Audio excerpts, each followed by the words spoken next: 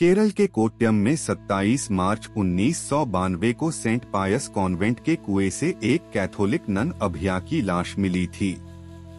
शुरुआती जांच के बाद इसे आत्महत्या करार देकर स्थानीय पुलिस ने मामला रफा दफा करने की खानापूरी की, लेकिन पोस्टमार्टम रिपोर्ट में लाश पर घाव के निशानों और प्रमाणों की पुष्टि हुई तो बाद में केस में दलीलों और सबूतों के खुलासे के साथ सीबीआई जांच इन्वेस्टिगेशन में हत्या की थ्योरी सामने आई।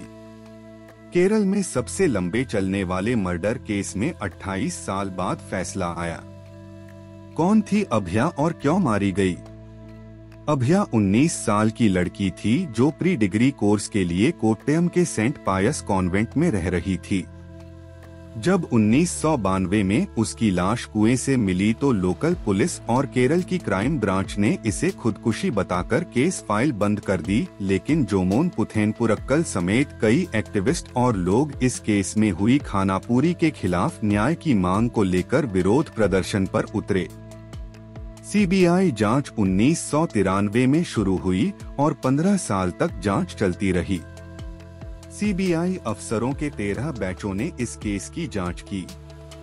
समय के साथ कई तरह की थ्योरियां इस केस में सामने आती रहीं, लेकिन अभया के मारे जाने की वजह की सबसे चर्चित थ्योरी यह रही कि उसने पादरी और नन को आपत्तिजनक हालत में देख लिया था, जिसके चलते उसकी जान ले ली गई और सबूत मिटाने की कोशिश कर केस का रुख मोड़ने की कोशिश की गई।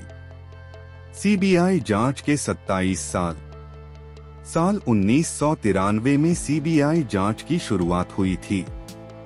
पहली 3 रिपोर्टों में कहा गया कि हत्यारों को पहचान पाना मुमकिन नहीं है क्योंकि सारे सबूत मिटा दिए गए।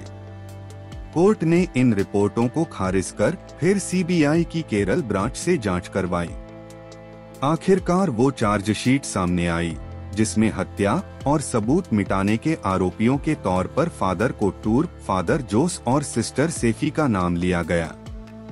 इनकी गिरफ्तारी भी 2008 में हुई थी। चार्जशीट के मुताबिक जब अभया ने तीनों आरोपियों को सुबह 4 बजे आपत्तिजनक हालत में देखा था, तब कोट्टूर ने अभया का गला घोंटा, सेफी ने कुल्हाड़ी से हमला किया और फिर तीनों ने मिलकर अभया को कुएं में फेंक दिया। इसके बाद सबूत मिटाने की पूरी खिचड़ी पकाई गई।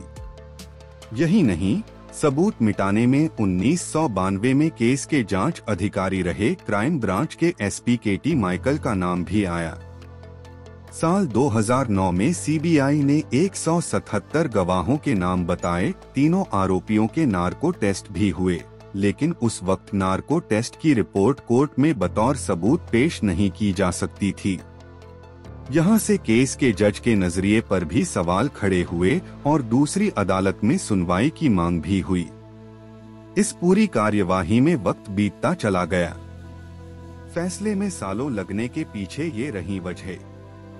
आखिरकार 2018 में माइकल को भी चार्जशीट में आरोपी बनाया गया और उसी साल ट्रायल कोर्ट ने फादर जोस को सबूतों के अभाव में बरी कर दिया।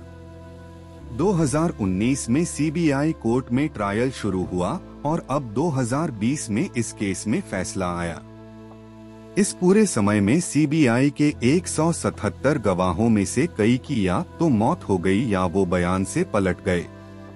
उदाहरण के तौर पर अभया के माता और पिता का निधन 2016 में हुआ। केस की प्रमुख गवाह और कॉन्वेंट की प्रमुख मदर सिस्टर लीजियक्स की मौत भी हो गई। इसी तरह मौका ए वारदात के पास चौकीदार रहे एस दास की भी मौत हुई। वहीं करीब 9 गवाहों के बयान से मुकरने की बात भी सामने आई। दूसरी तरफ यह केस सीबीआई की कई टीमों, पुलिस और क्राइम ब्रांच के आपसी टकराव में भी घिरा रहा। यही नहीं, चर्च के दबाव संबंधी खबरें भी रहीं और जज व सीबीआई जांच टीम के बीच भी गतिरोध आते रहे। इन तमाम वजहों से केस में फैसला आने में 28 सालों का वक्त लगा। एक बड़ा वर्ग justice delayed is justice denied के सिद्धांत को मानता है, जिस पर विचार किया जाना जरूरी है।